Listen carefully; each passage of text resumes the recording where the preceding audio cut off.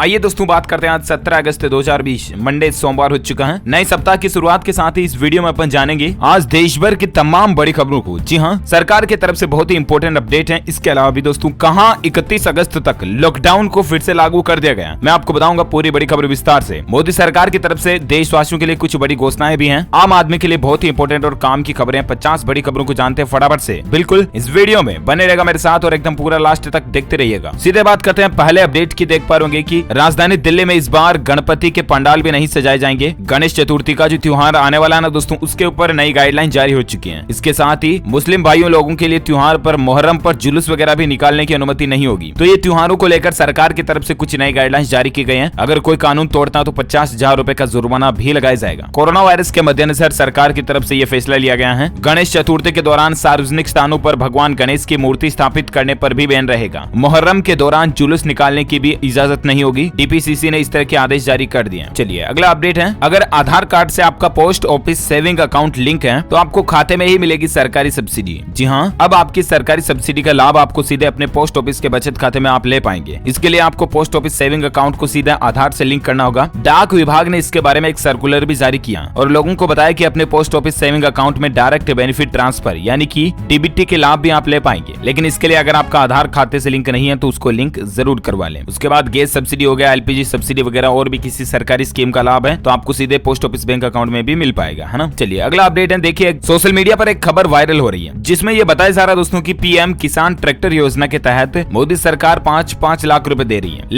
लेकिन जरा रुकिए, आप इस खबर को सही मत मान बैठिएगा क्योंकि पीआईबी फैक्ट चेक की तरफ से इस खबर को एनालिसिस किया गया तो पता चला दोस्तों की सोशल मीडिया पर फैलने वाली ये खबर जो बिल्कुल फर्जी है। आप इस पर विश्वास ना करें। केंद्र सरकार द्वारा ऐसी कोई भी योजना नहीं चलाई जा रही जिसमें ट्रैक्टर खरीदने के लिए मोदी सरकार 5-5 लाख रुपए देती हो। कई बार सोशल मीडिया पर ऐसी ही कोई सरकार की नई स्कीम वगैरह बता करके या कोई लॉटरी लकी ड्रा वगैरह बता करके आपके साथ फ्रॉड किया जा सकता है। इसलिए बी अलर्ट, सावधान रहें और सुरक्षित रहें। चलिए बात करते हैं अगले अपडेट में जहां देख पा रहे अंतरिक्ष में नया इतिहास बनाने की तैयारी हो रही है। इसरो की मदद से स्काई रूट एक खास करिश्मा करने जा रही है। जी हाँ, भारत अंतरिक्ष की एक नई महाशक्ति बन चुका है। इसरो जो है उसके वैज्ञानिकों ने कई उपलब्धियां हासिल कर ली हैं और अभी भी ये जारी है। मेक इन इंडिया और मेक फॉर वर्ल्ड मंत्र के बीच एक भारतीय कंपनी स्पेस सेक्टर में नया कदम रखने जा रही है। भारत की aerospace company Skyroot ISRO की मदद से दिसंबर 2021 तक अंतरिक्ष में रॉकेट लॉन्च कर देगी। स्काई रूट ने अपना पहला लॉन्च व्हीकल का नाम विक्रम-1 रखा है। स्काई रूट एरोस्पेस पहली भारतीय स्टार्टअप है जिसके जरिए देश के पहले निजी रॉकेट इंजन रमन का भी सफलतापूर्वक परीक्षण हो पाया है। तो ये हमारे भारत देश के लिए बड़े ही गौरव की बात है दोस्तों की इंडिया नई ऊंचाइयों की बुलंदियों को छू रहा है। साथ ही अगला अपडेट देख सकते हैं कि अब टैक्स पेयर से सीधे नहीं मिल सकेंगे अधिकारी, सिर्फ NEAC के जरिए ही होगा संपर्क। जी हाँ, CBDT यानी कि केंद्रीय प्रत्यक्ष कर बोर्ड ने 20 से ज्यादा शहरों में फेसलेस असेसमेंट योजना के क्रियान्वयन के लिए दिल्ली में नेशनल ई असेसमेंट सेंटर और विभिन्न रीजनल ई असेसमेंट सेंटर को अधिसूचित किया है। और आयकर कानून के तहत सर्वे का अधिकार अब केवल जांच निदेशालय के पास होगा। सीधे इनकम टैक्स पेयर्स के जो अधिकारी हैं वो डायरेक्टली आपसे आके नहीं मिल पाएंगे। ये भी एक गवर्नमेंट की नई पॉलिसी बन चुकी है इनकम टैक्स को लेकर। साथ ही खबर देख सकते हैं, अच्छी खबर है देश के युवाओं के लिए, खासकर बेरोजगारों के लिए। नितिन गडकरी ने ऐलान किया दोस्तों की MSME सेक्टर के तहत 5 करोड़ नई नौकरियां पैदा की जाएगी। जी हाँ, कोरोना संकट के कारण पटरी से नीचे उतरी अर्थव्यवस्था को फिर से रफ्तार देने के लिए जहां कृषि के क्षेत्र को सरकार बढ़ा रही है, वहीं सबसे ज्यादा फोकस सरकार का रोजगार के ऊपर भी है, जिसकी MSME सेक्टर के ऊपर बड़ी उम्मीदें टिकी हुई हैं। हमारे देश के केंद्रीय मंत्री नितिन गडकरी ने कहा दोस्तों की देश में विकास हमारे MSME सेक्टर का एक बहुत बड़ा योगदान है। अभी GDP ग्रोथ रेट में से 30% आय MSME से होती है। हमारे 48% निर्यात MSME का है और अभी तक हमने 11 करोड़ नौकरियां भी पैदा की हैं। और आने वाले सालों में 5 साल में इसे बढ़ाकर कम से कम 30% ग्रोथ रेट को 50% किया जाएगा और अगले 5 साल में 5 करोड़ और नई नौकरियां MSME सेक्टर के जरिए पैदा की जाएगी। तो ये वाकई में इंडिया के लिए एक बहुत ही बड़ा बदलाव हमें देखने को मिलेगा। जो सरकार की नई पॉलिसियों के तहत नौकरियां पैदा होगी वगैरह वगैरह, तो फायदा होगा। साथ ही खबर देख पा रहे होंगे दोस्तों की अरविंद केजरीवाल के जन्मदिन पर प्रधानमंत्री नरेंद्र मोदी ने बधाई दी तो दिल्ली के सीएम ने कहा थैंक यू सर। देख सकते हैं आप, ट्वीट करके नरेंद्र मोदी जी ने लिखा कि birthday wishes to Delhi CM Shri Arvind Kejriwal ji, praying for his long and healthy life. उसके बाद अरविंद केजरीवाल ने रिप्लाई किया thank you sir for your warm wishes. चलिए साथ ही खबर है दोस्तों की दुनिया का सबसे ज्यादा डिसलाइक करने वाला तीसरा वीडियो बन चुका सड़क 2 का ट्रेलर। हाल ही में आपको बताऊंगा यूट्यूब के ऊपर कुछ दिन पहले सड़क 2 का ट्रेलर रिलीज हुआ था, राइट। लेकिन इस ट्रेलर में एक खास बात ये रही दोस्तों की इस पर लाइक की बजाय डिसलाइक ज्यादा आ रहे हैं। वहीं ये ट्रेलर का जो डिसलाइक रेशियो है वो 10 मिलियन को भी क्रॉस कर चुका है, यानी कि 1 करोड़ से भी ज्यादा डिसलाइक इस ट्रेलर पर मिल चुके हैं। लेकिन वाई, आपको पता है आखिर क्यों आए इतने ज्यादा डिसलाइक? दरअसल हाल ही में आपको बताऊंगा बॉलीवुड के एक बहुत ही अच्छे शानदार अभिनेता सुशांत सिंह राजपूत ने सुसाइड कर लिया था और इसके बाद बॉलीवुड में में से नेपोटिज्म का मसला छिड़ा। उसके बाद कई सारे एक्टर्स जो बॉलीवुड स्टार्स वगैरह हैं वो नेपोटिज्म के मामले में पब्लिक के सामने आए, उनकी प्रोफाइलें जो कई सारे लोगों की वो असलियत जो है पता चली। उसके बाद क्या कि लोग बॉलीवुड इंडस्ट्री के ऊपर नफरत सी करने लगे। इसी के चलते ये रीजन रहा कि सड़क 2 का ट्रेलर जो है वो नापसंद किया गया लोगों से, और यूट्यूब पर सबसे ज्यादा डिसलाइक किया जाने वाला वीडियो ये भारत का बन चुका है। वही दुनिया का तीसरा मोस्ट डिसलाइक्ड वीडियो भी ये बन चुका है। वैसे आपकी क्या राय है इस पर मुझे नीचे कमेंट करके बताएगा जरूर। साथ ही फिलहाल अगली खबर आप देख सकते हैं, गणेश चतुर्थी पर दिखेंगे eco friendly made in India Ganesha, चीन को लगेगी 40,000 करोड़ की चपत। जय गणेशा जय गणेशा जय गणेशा गाना तो आपने जरूर सुना होगा, राइट। लेकिन इस बार दोस्तों गणेशा जो है ना वो भारत के ही बनेंगे और भारत में ही सजेंगे। जी हाँ, बहुत बार ऐसा भी होता था हर साल की चाइना से मेड इन चाइना से बनी हुई मूर्तियां जो श्री गणेश की वो भारत में सप्लाई होती थी। लेकिन इस बार व्यापारियों ने कारोबारियों ने ये डिसाइड किया कि बाहर से चाइना वगैरह से इस बार मूर्तियां नहीं मंगाई जाएगी, और केट का भी ये योजना है, confederation of all India traders जो है ना उसका भी प्लान है कि इस बार चीन को झटका दिया जाएगा। 40,000 करोड़ रुपए का झटका लगेगा सिर्फ श्री गणेशा की मूर्तियों को लेकर। ये अच्छी बात है, आत्मनिर्भर भारत योजना के तहत होना ही चाहिए, है ना। साथ ही खबर देख सकते हैं कि अमेज़न को टक्कर देगा स्वदेश बाजार, नितिन गडकरी ने इसको लॉन्च कर दिया। जी हाँ, ग्रामीण इलाकों में बन रहे उत्पाद यानी कि प्रोडक्ट्स को बाजार मुहैया कराने के मकसद से एक ऑनलाइन प्लेटफॉर्म स्वदेश बाजार शुरू किया गया। केंद्रीय मंत्री नितिन गडकरी ने स्वदेश बाजार ऑनलाइन पोर्टल को लॉन्च किया। इस मौके पर उन्होंने कहा कि हमारे देश में अच्छा काम करने वाले लोगों की संख्या कम नहीं है, उनका उत्पाद और क्वालिटी बहुत अच्छी होती है, लेकिन उन्हें बेचने के लिए कोई मंच, प्लेटफॉर्म या बाजार मार्केट उपलब्ध नहीं है। जब कोई उत्पाद किसी ग्राहक तक पहुंचता है तो इस रास्ते में आने वाले माध्यमों के मुनाफे के चलते उत्पाद की कीमत बढ़ जाती है और आम ग्राहक की पहुंच से ये बाहर हो जाता। इसी के मकसद से सरकार की तरफ से एक नया पोर्टल शुरू किया गया जिसका नाम है स्वदेश बाजार, जिस पर एक आम आदमी अपना कोई प्रोडक्ट है तो उसे सेल कर पाएगा। तो ये भी एक सरकार की अच्छी पहल है। साथ ही खबर देख पाओगे कि केंद्रीय कर्मचारियों के लिए बड़ी खबर है, बदलने जा रहा रिटायरमेंट के बाद कॉन्ट्रैक्ट पर नियुक्ति का नियम। जी हाँ, रिटायरमेंट के बाद जो कॉन्ट्रैक्ट पर काम करते हैं ना कर्मचारी, उनकी सैलरी को लेकर कुछ सरकार नए नियम बना रही है। वित्त मंत्रालय अब रिटायरमेंट के बाद कॉन्ट्रैक्ट पर नियुक्त किए गए कर्मचारियों के लिए यूनिफॉर्म पेमेंट गाइडलाइंस लाने जा रही है। इस बारे में एक ड्राफ्ट भी तैयार कर लिया गया और 10 दिन के अंदर विभागों और मंत्रालयों से सुझाव भी मांगे गए हैं। बेहद जरूरी होने पर ही ऐसी नियुक्तियों की बात भी कही गई है। तो ये भी सरकार की एक नई प्लानिंग चल रही है। देखते हैं इसमें क्या नए नियम, कानून, कायदे आते हैं, मैं आपको बताऊंगा। इसके अलावा भी दोस्तों सरकारी कर्मचारियों के लिए, केंद्रीय कर्मचारियों के लिए एक बड़ी खबर, राहत भरी अपडेट आप देख सकते हैं। मुश्किल की घड़ी में फैमिली पेंशन के लिए काटने नहीं पड़ेंगे अब चक्कर। जी हाँ, केंद्र सरकार ने अपने लाखों कर्मचारियों को मुश्किल घड़ी के लिए एक बड़ी राहत दी है। अगर किसी कर्मचारी की सेवा काल के दौरान मृत्यु हो जाती है तो उसके परिजनों को प्रोविजनल पेंशन के लिए कार्यालय के चक्कर नहीं काटने पड़ेंगे। एक मेज से दूसरी मेज तक कछुआ गति से आने वाली फाइलों का इंतजार अब नहीं होगा, क्योंकि इसके लिए केंद्र सरकार ने CCS से पेंशन नियम 1972 के रूल 80A के तहत लागू कई सारे प्रावधानों में ढील दी है। और ऐसे में अब फॉर्म 14 के साथ यदि संबंधित कर्मी का मृत्यु प्रमाण पत्र और बैंक डिटेल दी जाती है, वह इसे मुख्यालय संतुष्ट है तो उसी वक्त फैमिली पेंशन जारी कर दी जाएगी। मृत्यु ग्रेच्युटी जारी होने के नियमों में बदलाव नहीं किया गया है। यदि किसी कर्मी की प्रोविजनल पेंशन ज्यादा चली गई तो बाद में उसे ग्रेच्युटी की राशि से काट लिया जाएगा। तो ये सरकार की एक नई पहल और नया नियम बनाया गया है, अच्छी बात है। और एक खबर देख सकते हैं कि सरकार ने शुरू किए मेडिकल के 8 नए डिप्लोमा पाठ्यक्रम। जी हाँ दोस्तों, कोरोना वायरस यानी कोविड-19 के संक्रमण के संकट काल के दौरान ग्रामीण क्षेत्रों में मेडिकल विशेषज्ञों की भारी कमी को देखते हुए केंद्र सरकार ने मेडिकल के अलग अलग विद्याओं के 8 नए डिप्लोमा पाठ्यक्रम शुरू करने की मंजूरी दी है। केंद्रीय स्वास्थ्य एवं परिवार कल्याण मंत्रालय ने रविवार को यह बात की जानकारी दी। इस संबंध में कुछ दिन पहले अधिसूचना भी जारी की गई है। ये पाठ्यक्रम MBBS और MBBS के स्तर की डिग्री के बाद किए जाएंगे। जिन जिन नए पाठ्यक्रमों को शुरू किया गया उनमें है एनेस्थीसियोलॉजी, ऑब्स्टेरिक्स, गायनेकोलॉजी वगैरह वगैरह। ये एक ऐसे नए सिलेबस जो मेडिकल सेक्टर में शुरू किए गए ताकि क्विकली ये डिप्लोमा हो सके और ज्यादा से ज्यादा नए डॉक्टर प्रिपेयर हो सके। इसीलिए सरकार की नई पहल है, अच्छी बात है ना। साथ ही खबर देख सकते हैं कि चीन को फिर से तगड़ा झटका देने की तैयारी चल रही है। त्योहारी सीजन में 40,000 करोड़ रुपए की चपत लगाएंगे कारोबारी। जी हाँ दोस्तों, इस बार हमारे देश के व्यापारी भी बहुत भारत का साथ दे रहे हैं और आत्मनिर्भर भारत योजना के तहत व्यापारियों ने भी शायद सोच लिया कि इस बार तो चीन की पूरी मतलब आप समझ गए ना, चाइना की बैंड बजा के रखनी है कुल मिलाकर के दोस्तों। और इसी के तहत आप देख सकते हैं केट यानी कि confederation of all India traders ने कहा कि इस बार 22 अगस्त से शुरू होने वाले त्योहारों में चीनी उत्पादों का बहिष्कार किया जाएगा, चाहे गणेश उत्सव हो या दीपावली हो। चीन से कोई भी उत्पाद जो भारत इस बार त्योहारों के मौके पर नहीं खरीदे जाएंगे भारत में। जैसे कि मैंने आपको इससे पहले एक खबर में भी बताया था, गणेश उत्सव के मौके पर श्री गणेशा की मूर्तियां इस बार चाइना से नहीं आएगी, भारत में बनेगी। इसके अलावा दीपावली का मौका आ रहा है, दीपावली पर भी कई सारी जो फुलझड़ियां, लाइटें वगैरह, पटाखे, बहुत सारी चीजें जो दीपावली के त्योहार पर भी त्योहारी सीजन में चाइना से नहीं खरीदी जाएगी। अगरबत्ती, खिलौने, इलेक्ट्रॉनिक्स, बिजली बल्ब वगैरह कुछ भी चाइना से इस बार सजावटी सामान भी नहीं आने वाले हैं। तो इससे चाइना को है ना 40,000 करोड़ रुपए से भी ज्यादा की चपत लगेगी और होना ही चाहिए। भारत में बनेगी, जितने उत्पाद भारत के काम में आएगा ना, एटलीस्ट देश में महंगाई कम होगी, लोगों को रोजगार ज्यादा मिलेंगे और आत्मनिर्भर भारत तो बनेगा ही, भारत मजबूत बनेगा, है ना। इकोनॉमी भारत की मजबूत बनेगी, अर्थव्यवस्था को फायदा होगा ही। तो ऐसे में आपसे जो रिक्वेस्ट है मेरी वो ये है दोस्तों की चाहे त्योहारी सीजन हो या कुछ भी हो, आप सजावटी सामान के लिए भी चाइना मेड लाइट वगैरह ये ना खरीदें। इससे अच्छा तो आप दीपक जला ले अपने घर में। अगर आप सच्चे हिंदुस्तानी दिल के आदमी है तो चाइना के आइटम जितना ज्यादा हो सके कम खरीदे या न खरीदे तो ही ज्यादा बेहतर है। उसी का अल्टरनेट आप मेड इन इंडिया का खरीदिए ना। अभी आपको हो सकता है दोस्तों की कुछ रुपए महंगा खरीदने को मिले, लेकिन अगर हम सभी मिलकर इस नई पहल को शुरू करेंगे ना तो ध्यान रखिएगा बस आने वाली कुछ ही सालों बाद हमें चाइना से भी ज्यादा सस्ते हमारे भारत के प्रोडक्ट्स मिलने लग जाएंगे। तो प्लीज डू सपोर्ट इंडिया। और अगर आप भी सच्चे हिंदुस्तानी इंडियंस हो, मेरी बात से सहमत हो दोस्तों, तो इस वीडियो पर एक लाइक जरूर करना। दिल से आपका एक लाइक कर दीजिए फटाफट से। अगर आप भी चाहते हैं कि चाइना का सामान बहिष्कार और हिंदुस्तान का सामान ज्यादा से ज्यादा भारत में काम में आए तो लाइक तो बनता है, फटाफट से लाइक कर दीजिए। फिलहाल अपना आगे बढ़ते हैं अगली खबर में, जहां देख पा रहे कि जो शाहीन बाग में सीएए के खिलाफ आंदोलन करते थे वो अब बीजेपी में शामिल हो चुके हैं। नाम है उनका शाहजाद अली। ये तस्वीर भी आप स्क्रीन पर देख पा रहे। कुछ दिन पहले तक बीजेपी का पुरजोर विरोध करने वाले शाहीन बाग में सरकार के खिलाफ आवाज बुलंद करने वाले एक्टिविस्ट शाहजाद अली ने बीजेपी ज्वाइन कर लिया। वे लंबे समय से मुस्लिमों के अधिकारों के लिए काम करते रहे और बीजेपी आरएसएस का विरोध भी करते रहे। अब उनका मानना दोस्तों की बीजेपी मुसलमानों की दुश्मन नहीं है और ये बात सबको समझानी बहुत जरूरी है।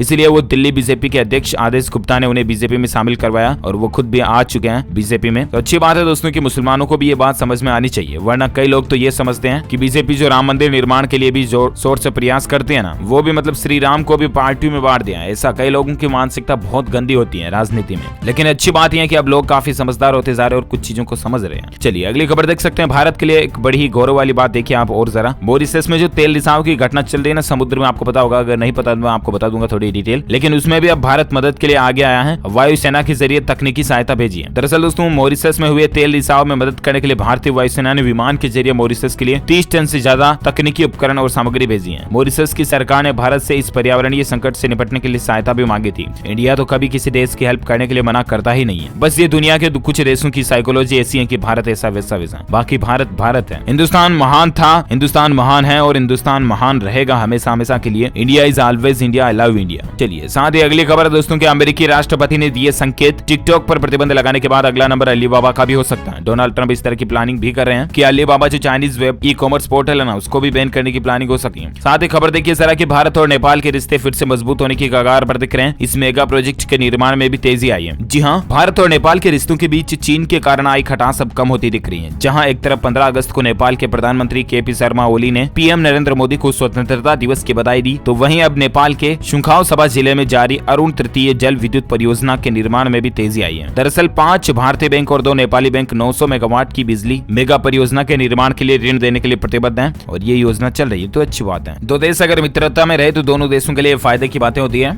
चलिए साथ ही अगले अपडेट में बात करें दोस्तों अपन आज के कुछ मौसम समाचार को लेकर। खबर देख पा रहे होंगे झारखंड राज्य में लो प्रेशर और पंजाब में चक्रवात बन रहा है। पश्चिमोत्तर भारत के मैदानों में भारी बारिश की चेतावनी भी है। अगले 24 से 48 घंटों के दौरान कौन कौन से राज्यों में भारी बारिश हो सकती है, मैं आपको संपूर्ण भारत के मौसम पूर्वानुमान आगे कुछ अपडेट में बताऊंगा। फिलहाल कुछ मौसम से संबंधित खबरें जानते हैं, मौसम के हालात देश में क्या चल रहे हैं। खबर आप देख सकते हैं बिहार में पटना में गंगा का जलस्तर घटा है, लेकिन बिहार के पुनपुन समेत कई सारी नदियां लाल निशान यानी कि रेड अलर्ट से भी ऊपर बह रही हैं, खतरे के निशान से ऊपर जा रही हैं। कोसी कुर्सेला में लाल निशान से 7 सेंटीमीटर ऊपर है नदी। औदारा व कमला बलान भी लाल निशान के कुछ नीचे चल रही है। इसके अलावा दोस्तों मध्य प्रदेश के 5 जिलों में अति भारी बरसात की चेतावनी है। मौसम विभाग ने ऑरेंज अलर्ट जारी किया। एमपी के 5 जिलों में अगले 24 घंटों के दौरान भारी बारिश हो सकती है। कौन कौन से? शहडोल रीवा संभागों के जिलों में, सागर जबलपुर इंदौर उज्जैन होशंगाबाद संभागों के जिलों में अनेक स्थानों पर भारी बारिश होने की संभावना है। साथ ही खबर देख सकते हैं कि अगले कुछ घंटों में इन राज्यों में भारी बारिश हो सकती है। उड़ीसा में ऑरेंज अलर्ट है। नदियां उड़ीसा में भी कई जगहों पर उफान पर चल रही है। तो दोस्तों कौन कौन से राज्यों में अगले 24 से 48 घंटों के दौरान भारी बारिश हो सकती है, तो आइए जानते हैं 17 अगस्त 2020 के संपूर्ण मौसम पूर्वानुमान के तहत। जहां देख पा रहे आगामी 24 घंटों का मौसम पूर्वानुमान कह रहा है कि दक्षिण कोकण, गोवा, तटीय उत्तरी आंतरिक कर्नाटक, तेलंगाना, छत्तीसगढ़ के कुछ हिस्सों में, साथ ही मध्य प्रदेश, गुजरात, उप हिमालय, पश्चिम बंगाल, असम, मेघालय, अरुणाचल प्रदेश, नागालैंड के कुछ जगहों पर हल्की से मध्यम बारिश की संभावना है। वहीं हिमाचल प्रदेश, उत्तराखंड, जम्मू कश्मीर, झारखंड के कुछ भागों में, गंगेय पश्चिम बंगाल, उत्तरी कोकण, गोवा और मध्य महाराष्ट्र में हल्की से मध्यम बारिश हो सकती है। उत्तर प्रदेश, मध्य प्रदेश और बाकी कुछ हिस्सों में, पूर्वी राजस्थान, उड़ीसा के कुछ भागों में, आंध्र प्रदेश और केरल में भी हल्की से मध्यम बारिश की संभावना है। पंजाब, हरियाणा और दिल्ली के कुछ भागों में हल्की बारिश हो सकती है। तो ये रहे आज के ताजा मौसम समाचार वेदर न्यूज अलर्ट।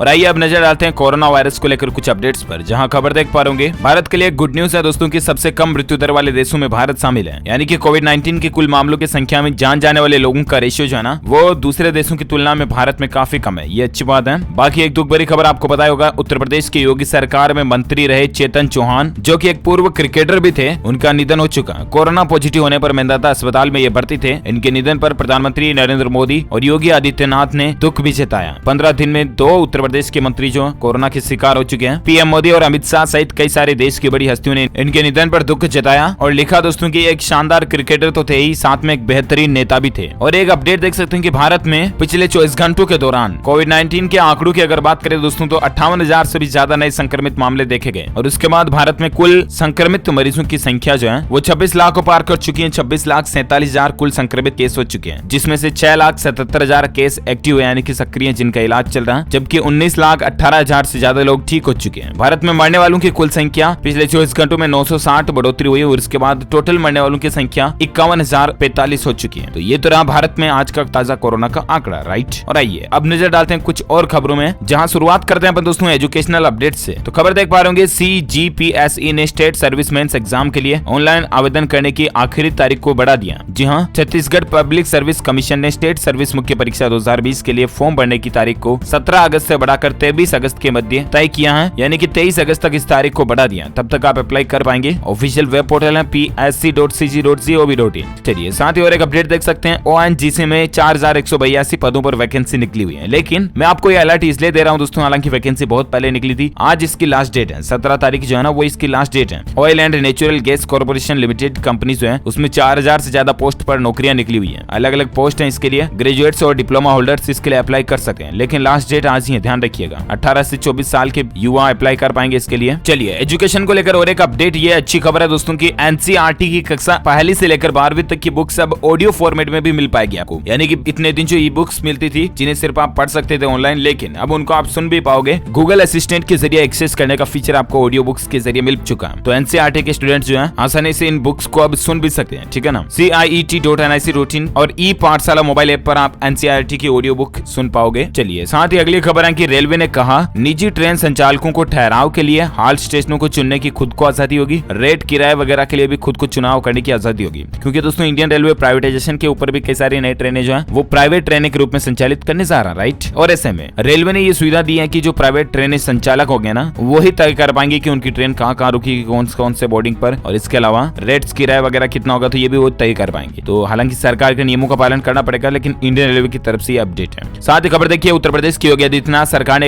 एक बड़ा प्रशासनिक बदलाव किया। 13 IAS और 14 IPS अफसरों के ट्रांसफर यानी कि तबादले कर दिए। 5 जिलों के DM और 7 के SP भी बदल चुके हैं। योगी सरकार तबादले करने में जानी जाती फेमस है। हालांकि प्रशासनिक व्यवस्थाओं को अच्छे तरीके से चलाने के लिए सरकार के कुछ जो डिसीजन होते हैं वो एटलीस्ट फायदेमंद ही होते हैं, है ना। चलिए साथ ही अगला अपडेट देख सकते हैं, मध्य प्रदेश में 10वीं और 12वीं के नंबरों के आधार पर दी जाएगी नौकरी। शिवराज सिंह चौहान ने दरअसल दोस्तों कहा ये बात, मध्य प्रदेश के मुख्यमंत्री शिवराज सिंह चौहान ने शनिवार को कहा कि प्रदेश में सरकारी नौकरियों में स्थानीय युवाओं को प्राथमिकता दी जाएगी। उन्होंने तो ये भी कहा दोस्तों की सरकार जो है वो प्रदेश के नागरिकों के लिए सिंगल सिटीजन डेटाबेस तैयार कर रही है, ताकि प्रदेश के लोगों को हर योजना के लिए अलग अलग पंजीयन नहीं कराना पड़े। देश के 74वें स्वतंत्रता दिवस के मौके पर मोतीलाल नेहरू स्टेडियम में ध्वजारोहण करने के बाद जो मुख्यमंत्री ने घोषणा की, उन्होंने कहा कि MP में युवाओं को सरकारी नौकरियों में प्राथमिकता दी जाएगी। साथ ही मुख्यमंत्री चौहान ने कहा दोस्तों की सरकारी भर्तियों के लिए अभियान चलाया जाएगा। इसके अलावा निजी क्षेत्रों में भी अधिक से अधिक रोजगार उपलब्ध कराए जाएंगे। विद्यार्थियों को 10वीं एवं 12वीं के नंबरों के आधार पर नियोजित किया जाएगा। मुख्यमंत्री ने कहा कि प्रदेश में सरकार युवाओं के कौशल और विकास के लिए भी काम कर रही है। भोपाल के अंदर सिंगापुर की सहायता से लगभग 600 करोड़ रुपए की लागत से एक कौशल विकास केंद्र भी बनाया जा रहा है। तो ये मध्य प्रदेश सरकार की एक नई प्लानिंग है। साथ ही खबर देखिए आप, इंडियन रेलवे की तरफ से एक और नई घोषणा की, गुजरात और महाराष्ट्र के बीच स्पेशल ट्रेनें चलेंगी। रिजर्वेशन इनका 17 से शुरू हो जाएगा। इंडियन रेलवे के लिए यात्रीगण कृपया ध्यान दें, इंपोर्टेंट अपडेट है। भारतीय रेलवे ने एक नई घोषणा की है, गणेश महोत्सव के चलते मुसाफिरों की भीड़ बढ़ सकती है। इसी के लिए रेल जो है कुछ अलग एक्स्ट्रा स्पेशल ट्रेनें चलाने जा रहा है। ये देख सकते हैं आप, इंडियन रेलवे की तरफ से ऑफिशियल नोटिफिकेशन भी जारी कर दिया गया इसको लेकर। चलिए साथ ही खबर देखिए, नई साइबर सिक्योरिटी पॉलिसी लाएगी मोदी सरकार। आखिर न्यू साइबर पॉलिसी में क्या बदलाव होंगे? तो दरअसल स्वतंत्रता दिवस के मौके पर ही पीएम मोदी ने घोषणा कर दी दोस्तों की 1000 दिन में यानी कि आने वाले तकरीबन लगभग 3 साल में 6 लाख से ज्यादा गाँव में तेज इंटरनेट की सुविधा को तो जोड़ दिया जाएगा। लेकिन दोस्तों जैसे जैसे लोगों के बीच इंटरनेट बढ़ेगा, जाहिर सी बात है ऑनलाइन इंटरनेट के क्राइम भी बढ़ेंगे। फिर चाहे वो एथिकल हैकिंग से रिलेटेड हो या ऑनलाइन कोई बैंकिंग फ्रॉड है या ऑनलाइन दूसरी तरह का आपके साथ कोई धोखा हो, इंटरनेट बढ़ेगा तो ये सारी चीजें भी बढ़ेगी, राइट। लेकिन इसी के लिए सरकार साथ में पैरेलल में एक नई साइबर पॉलिसी भी लाने जा रही है, जिसका मकसद एटलीस्ट ये होगा कि हमारे देश में जितने भी साइबर क्राइम होते हैं ना उनको कम से कम किया जाए और उन साइबर क्राइम पर ज्यादा से ज्यादा जल्द से जल्द एक्शन लिया जाए। तो ये मोदी सरकार की एक नई और अच्छी प्लानिंग है। चलिए साथ ही खबर दोस्तों की, अमेरिका के राष्ट्रपति डोनाल्ड ट्रंप के छोटे भाई रॉबर्ट का निधन हो चुका है। न्यूयॉर्क के एक अस्पताल में उन्होंने अंतिम सांस ली है। व्हाइट हाउस ने भी इस पर एक बयान जारी किया। डोनाल्ड ट्रंप के छोटे भाई रॉबर्ट ट्रंप का शनिवार रात को न्यूयॉर्क के हॉस्पिटल में इलाज के दौरान निधन हो गया। साथ ही खबर देखिए, मध्य प्रदेश में जेपी अस्पताल में शुरू हुई सेंट्रल पैथोलॉजी लैब। अब 100 तरह की निःशुल्क जांचें हो पाएगी। जहां जेपी अस्पताल में मरीजों के लिए बड़ी सुविधा शुरू हो चुकी है। मंगलवार से यहाँ सेंट्रल पैथोलॉजी लैब को शुरू कर दिया गया। तकरीबन 100 से ज्यादा जांचों अब आप फ्री में करवा पाओगे। कुछ जरूरी जांचें भी इसमें शामिल होगी, जैसे HbA1c डायबिटीज की जांच हो गया, thyroid, vitamin D, vitamin B12, vitamin की कमी का पता लगाने के लिए जांच होगी, टॉर्च टेस्ट हो गया, बार बार गर्भपात होने पर की जाने वाली जांचें वगैरह, कई सारी जांचें फ्री में मिलेगी MP के लोगों को यहाँ पर, है ना, अच्छी बात है। साथ ही खबर देखिए, पेपरलेस होने की तरफ बढ़ रही है हरियाणा सरकार। अब सिर्फ ऑनलाइन पहुंचेंगे सभी विभागों के सैलरी बिल। राज्य में ई-वाउचर सिस्टम लागू किया जा रहा, ताकि ज्यादा से ज्यादा पेपर बच सके, कागज बचेंगे, एटलीस्ट वृक्ष बचेंगे, नेचर बचेगी। और वैसे भी आजकल तो आपको पता होगा डिजिटल जमाना, तो सरकार को ये बिल्कुल प्रयास अपनाने चाहिए, है ना। अच्छी पहल है वाकई में ये हरियाणा सरकार की एक बहुत अच्छी तरह से। साथ ही खबर देखिए कि म्यूचुअल फंड में पैसा लगाने वालों के लिए एक बड़ी खबर है, अब घट सकता है आपका मुनाफा। जी हाँ, अगर आप भी म्यूचुअल फंड वगैरह, शेयर मार्केट वगैरह में इनमें काम करते हैं तो आपका कुछ मुनाफा कम हो सकता है, क्योंकि महंगा हो सकता है म्यूचुअल फंड में निवेश करना। सरकार इस तरह की कुछ नई पॉलिसीज खर्चे लागू करने जा रही है आपके लिए। हालांकि अभी तक सरकार की तरफ से ऑफिशियल कोई अपडेट नहीं आएगा, तो मैं आपको बता दूंगा DLS न्यूज के ऊपर। फिलहाल आप एक और अपडेट देख सकते हैं कि राजस्थान राज्य में अब यहाँ पर कर्फ्यू लग चुका है। बाजार के साथ आवागमन भी बंद है, चप्पे चप्पे पर पुलिस लग रही है। हम बात करें राजस्थान के सीकर जिले की, जहां बढ़ते कोरोना के मामलों के देखते हुए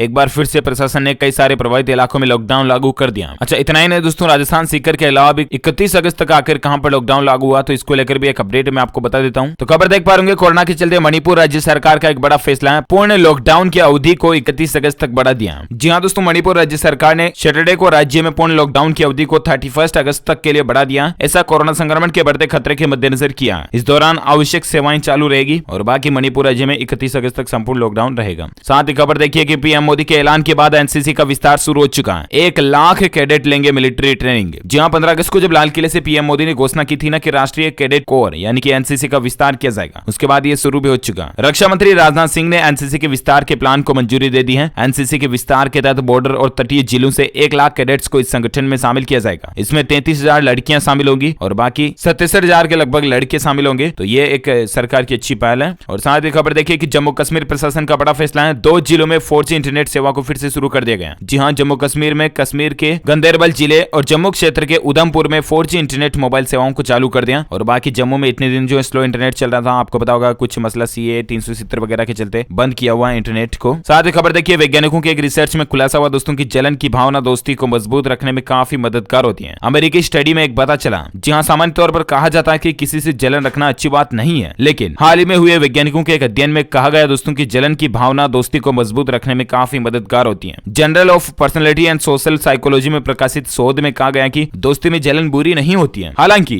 यह भी कहा गया कि जलन की ये भावनाएं दोस्ती से संबंधित होनी चाहिए, साथ ही ये दोस्ती बनाए रखने वाले व्यवहार से भी प्रेरित होनी चाहिए। बाकी ऐसा नहीं कि सिर्फ आप अपने फ्रेंड से ज्वेल से करना शुरू कर दो, ऐसा नहीं है। साथ ही खबर देखिए कि इस साल बंपर पैदावार की आस लग रही है। खरीफ की फसलों का रकबा 1000 लाख हेक्टेयर के पार पहुंचने की प्लानिंग चल रही है। तो ये भी किसानों के लिए भी अच्छी बात है और हिंदुस्तान के लिए भी अच्छी बात है कि पैदावार अच्छी रहेगी। तो साथ ही खबर देखिए, मुख्यमंत्री योगी आदित्यनाथ ने सख्त निर्देश जारी कर दिए हैं। प्रतियोगी और प्रवेश परीक्षाओं में कहीं पर भी छात्रों की भीड़ इकट्ठी नहीं होनी चाहिए। स्टूडेंट्स लोग भी ध्यान दें, सोशल डिस्टेंसिंग प्रॉपर बनाए रखें। साथ ही अपडेट देखिए कि उद्योगपतियों ने राष्ट्रीय डिजिटल स्वास्थ्य मिशन की घोषणा का स्वागत किया। देश की स्वास्थ्य सेवाओं में बड़ा बदलाव लाने वाला बताया। हाल ही में जो प्रधानमंत्री नरेंद्र मोदी ने स्वास्थ्य के सेक्टर में मेडिकल क्षेत्र में एक नई घोषणा की थी, आपको पता होगा कि सब व्यक्तियों का हेल्थ कार्ड बनाया जाएगा और ये डिजिटल स्वास्थ्य मिशन होगा, जिसमें आपकी सारी स्वास्थ्य से संबंधित जानकारी भी उस डिजिटल कार्ड में रहेगी। तो इस नए पॉलिसी का सरकार का जो है वो उद्योगपतियों ने, व्यापारियों ने स्वागत भी किया, अच्छी बात है। और ओके दोस्तों, तो इसी कड़ी में आज दिन भर की तमाम बड़ी खबरें, मुख्य समाचार, टुडे ब्रेकिंग न्यूज का वीडियो फिनिश होता है। आप मुझे नीचे कमेंट करके जरूर बताएगा कि दोस्तों हाल ही में जो हमारे देश में स्वतंत्रता दिवस मनाया गया था ना, वो कौन सा था? मतलब 70वां, 71वां, 50वां, 20वां, कौन सा स्वतंत्रता दिवस हमारे भारत में हाल ही में मनाया गया? कमेंट करके बताइएगा मुझे। सही जवाब देने वाले रैंडमली लोगों को पिक किया जाएगा हमारी DLS न्यूज टीम की तरफ से और आप जीत सकते हैं एक शानदार सरप्राइज गिफ्ट, जो कि गिव अवे के रूप में आप तक पहुंचा दिया जाएगा। और इसी के साथ ही अगर आपको ये वीडियो अच्छा लगा तो इसे लाइक कीजिए, ज्यादा से ज्यादा लाइक करके अपने दोस्तों के साथ फेसबुक और व्हाट्सएप पर भी शेयर करना। और साथ ही अगर आप चाहते हैं कि आपको रोजाना इसी तरह की काम की खबरों के अपडेट्स तुरंत आपके मोबाइल पर मिलते रहना, तो चैनल को सब्सक्राइब करके बेल आइकन जरूर दबा दीजिएगा, ताकि आप और हम आपस में जुड़े रहेंगे और रोजाना एक दूसरे के साथ काम की खबरें शेयर कर पाएंगे। Thank you, take care, good bye, Jai Hind, जय भारत, वंदे मातरम।